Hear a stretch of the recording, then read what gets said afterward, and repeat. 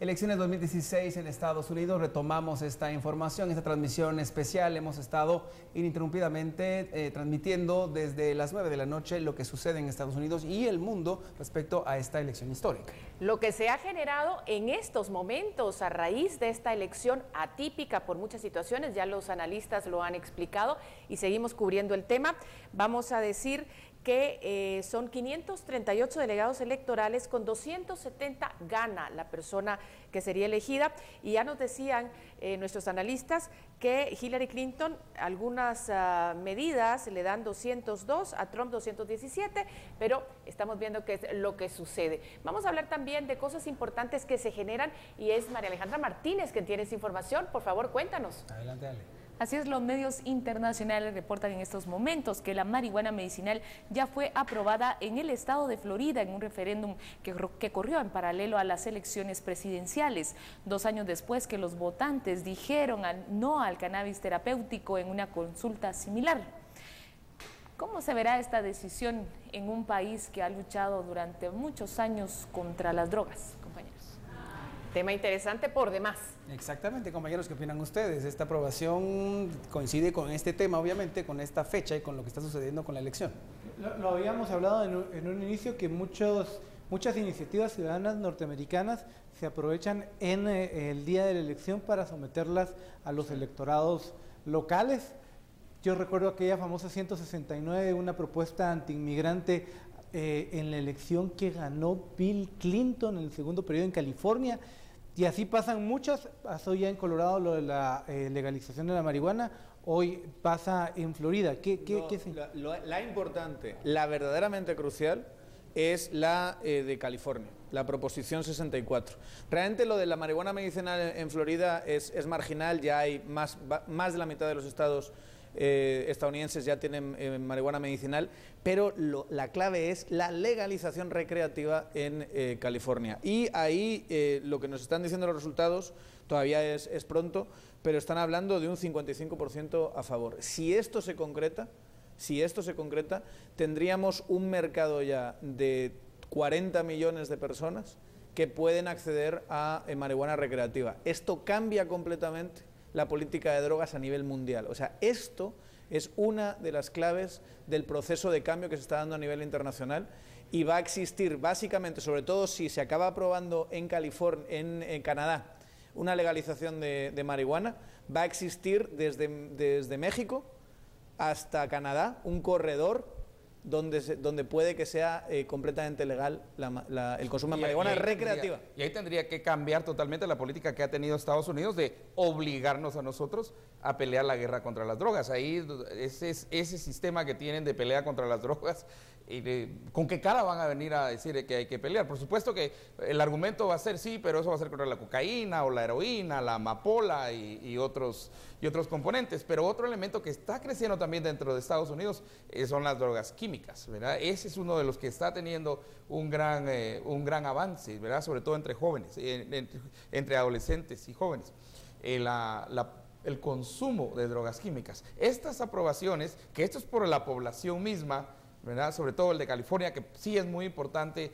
Creo que es una oportunidad para que nosotros desde Guatemala también podamos tener algo que decir, replantear qué vamos a hacer nosotros en términos que vamos a hacer frontera. Si se va al corredor Canadá, Estados Unidos, México, nosotros terminamos siendo el buffer, la frontera, el resorte de esa política antidroga de Estados Unidos. Va a tener que cambiar. Concretamente con marihuana cambia completamente la perspectiva de la política de drogas mundial, y hay que tener en cuenta, la política de drogas prohibicionista ha sido implementada fundamentalmente por Estados Unidos.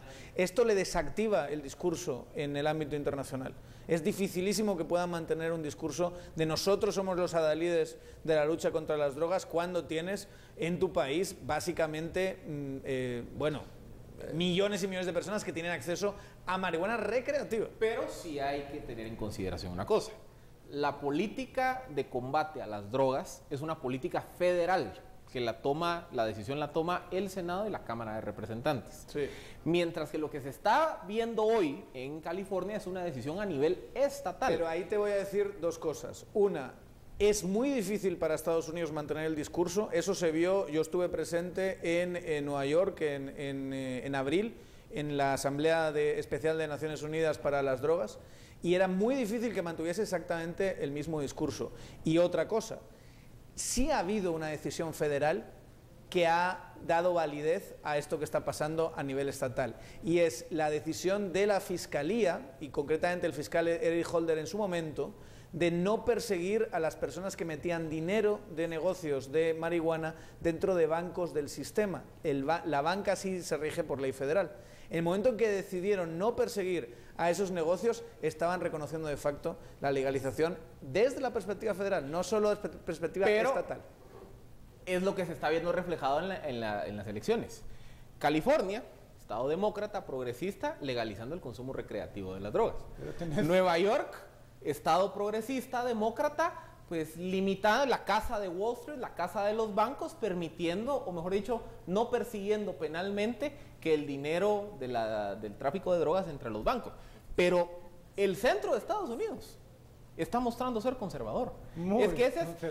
Esa es la dicotomía que está mostrando esta elección a nivel presidencial, pero concretamente en la sociedad norteamericana. Compañeros, yo quisiera preguntarles... Las dos costas son urbanas, progresistas, pero el centro norteamericano es conservador. Yo quisiera preguntarles, Otto Ángel, por favor, necesito esta información porque hay una situación con Florida, hay quienes ya están dando Florida a Trump y quiero que nos expliques un poco porque sabemos que es muy importante. A ver, quería que regresáramos a eso porque en efecto ya muchos, a ver, las estadísticas están dando por ganador a Donald Trump en la Florida.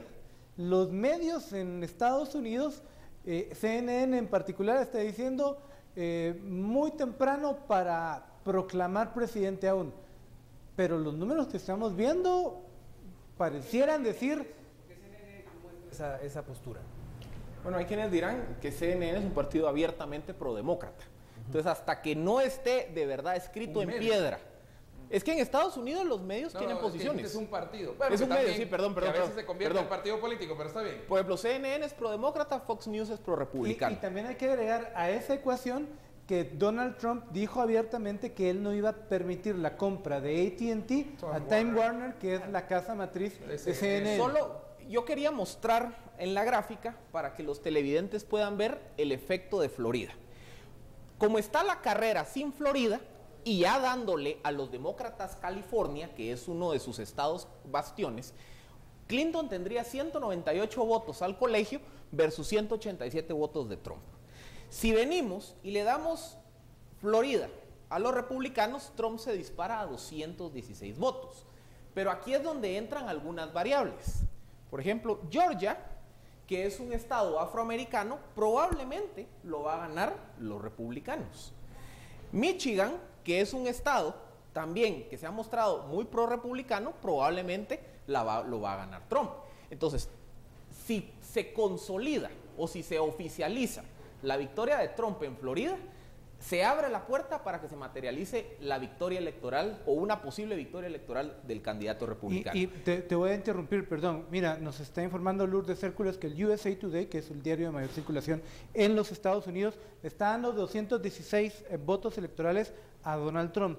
Pero su proyección es que con los estados que hacen falta, que son Utah, Arizona, Iowa, Wisconsin, Georgia y Michigan, alcanza con los 270, supera por unos 10-15 votos los 270 que se requerían. Y hay que decir que los mapas no mienten, nosotros estamos viendo, nuestros compañeros nos muestran ese mapa ya con colores y precisamente en Nueva York, están cambiando colorcito demócrata, parece que hay mucha algarabía en Times Square, así nos reporta nuestro compañero Gerson Miranda. Gerson Miranda en Nueva York está diciendo que en este momento la gente en Times Square está celebrando porque han cambiado los números y se está favoreciendo ahora a Hillary Clinton en ese estado en este momento. Eso es lo que está pasando justamente en la calle, que la gente está celebrando.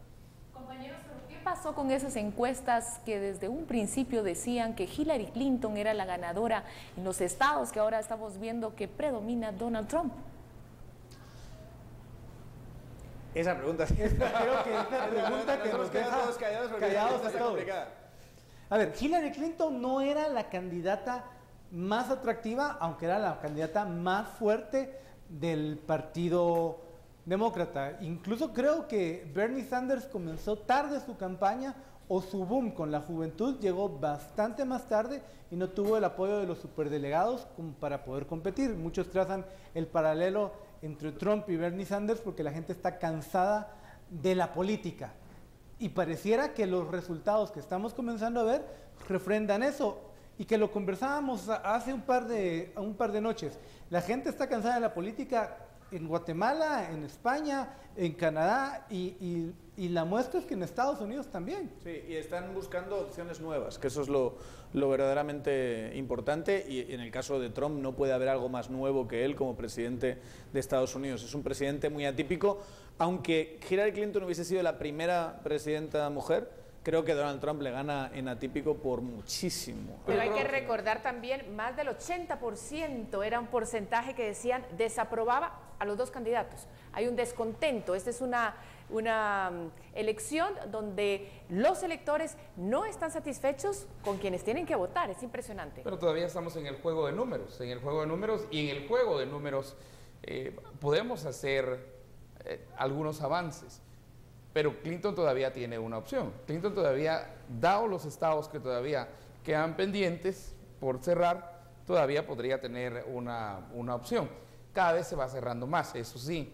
Arizona, por ejemplo, 11 colegios electorales, a la cabeza va, después casi 60% de votos a la cabeza va Donald Trump. Sí. La diferencia porcentual en realidad no es tan grande, o sea que faltando todavía 40% de conteo de voto en Arizona, que son 11 votos electorales, creo que es importante, pero a las encuestas, a la pregunta de las encuestas era, desde que Trump inició, le daban 1% de posibilidades en la precandidatura de los republicanos y destronó a 17 candidatos. Y todas las encuestas decían que no tenía, que su chance era cerca de 0, ¿verdad? Y fue el que ganó las elecciones primarias. Entonces, si las encuestas, como dije al principio, en el Brexit, por ejemplo, en el referéndum de Colombia o ahora en las elecciones de Estados Unidos, sí tenemos que hacer un recuento y tenemos que repensar también cómo medimos. En el Brexit no tanto, pero desde luego en Colombia puede haber pasado algo parecido a lo que yo creo que ha pasado aquí, para contestar a tu pregunta, y es que quizá cierto tipo de electores, dado sobre todo el ambiente mediático anti-Trump, con una ola de gente y de sobre todo personajes, instituciones significativas en contra de Trump, puede que haya sentido vergüenza a la hora de contestar que iba a votar a Trump. Y ese efecto, exacto, ese voto escondido puede ser el que estamos viendo que lleva a este fracaso de las encuestas. Pero tanto voto escondido. Porque cuando contás el voto popular son millones de millones.